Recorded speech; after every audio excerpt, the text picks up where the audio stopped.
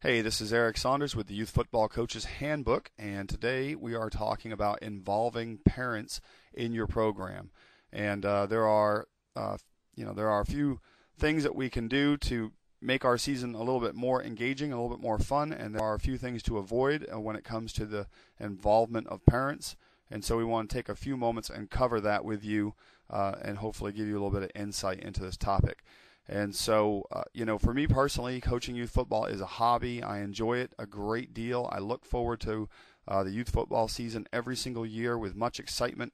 And just like if I was a fisherman or a hunter and it was the first day of the season, I want to get out there, and I've been planning it. I got all my stuff ready, and I go out there, and it'd be sometimes interacting with parents can be like another hunter, another fisherman, or sometimes it can be like finding a game warden. So there are ways to engage your parents and make them part of the program so that you can have a more harmonious season, if you will. So the first thing I want to address is how many assistant coaches. And I have read a lot of authors, youth football authors on the internet, and there are a few that are very opinionated about not having too many assistant coaches. And my personal thinking on this is, if the guys are willing to commit to be there every single practice and they're willing to commit to learn, they can be an assistant coach. If they are not willing to be there and that's because the kids need consistency. So, the kids don't want to show up and be getting instruction on a topic from a different guy. They want to have consistency. That's something that's really important to kids. And so if you're going to deputize an assistant coach, then they have to be able to commit to be there. 90% of the time they got to be on the field, they got to be there on time, and they have to be involved in teaching. A guy is not an assistant coach who just shows up and holds the bag and then just talks to his child as he goes through the line. That's not an assistant coach. And about that, I don't allow parents to talk to their own kids while they're on the field unless it's actual positive coaching. If they have some negative thing to say, then they need to tell another coach that. We always try to have a different parent coach, a coach that not coach their own children. So try to get that out of my mouth. But at any rate, normally you're going to have about 3 or 4 true assistant coaches. The rest of the guys are what we call dads with pads. And there's nothing wrong with being a dad with a pad, but that's a meeting that you want to have. If it's the season, and it is the season Pop Warner here in North Carolina starts next week. I've already had the meeting twice. I've had 2 parent-coach meetings, and I have established with them what's going to happen. So one thing you want to do, I would say involve as many as possible, but have a meeting, explain to them the difference.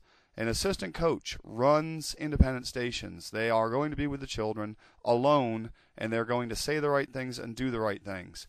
Everybody else is a dad with a pad. A dad with a pad does not talk. They do not talk. They can say good job. They can say, and as the season goes on, if you find that a person is progressing, then that's great. Maybe they can start to take on a little bit of a role, and there's nothing wrong with that. But in the beginning, you can only have one person talking to the kids at a time.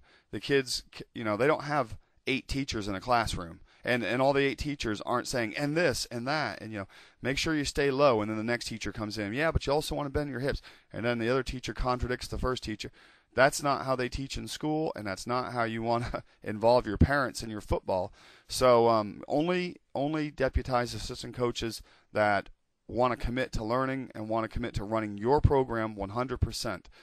And everybody else is a dad with a pad, and we don't want them to be speaking except for just kudos, and even that, try to keep that to a minimum. We tell them that in the meeting. I give them the spiel, no swearing, if anybody's got alcohol in their breath, dip, tobacco, all that stuff, they're out of there, they're gone. And I've walked off probably 50 parents off a field in my life. So, every time the parents come on, I walk them off immediately.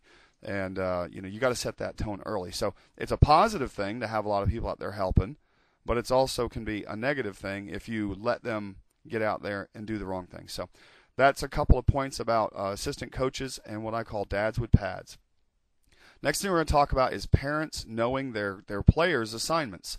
And so there's a few ideas for that. And we have talked about SurveyMonkey and Google Docs and team websites and all of that wonderful stuff, and we're going to continue to talk about that going forward. But I hold the parents accountable for knowing their children's assignments. And the way that I do that is I have a quiz each week.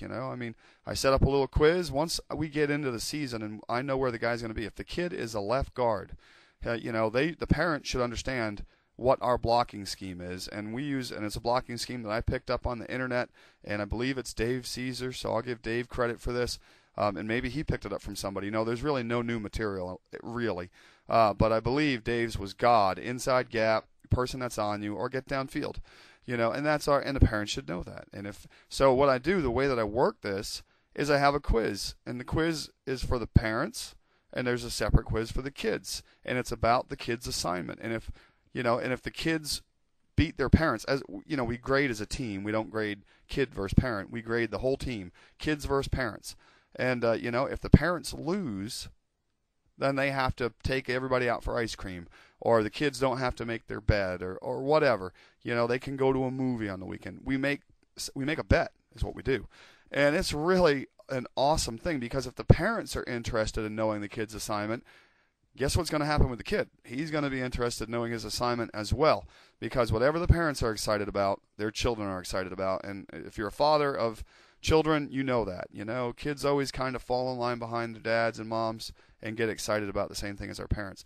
So that's a really good trick for getting the parents involved.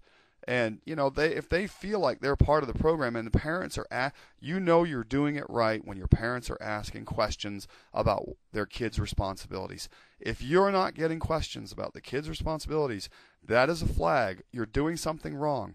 They either don't want to talk to you, or they just think that you don't want them to talk to you, and nothing could be further from the truth. Why wouldn't we want to know if the kid's struggling in a certain area, the player's having issues, doesn't understand? We want to know that. So it's a great tool, works very well. And if you're not computer savvy, and you say, well, man, I don't know about all that. I haven't got time to be messing around the computer. Write it out on paper. Get a team mom to help you. Write it out. Write the quiz out on paper. What is this assignment? What is that assignment? Make a team quiz. Just try to involve it, and you'll find that you'll have parents. What this part is about is getting your parents involved. It's a good idea.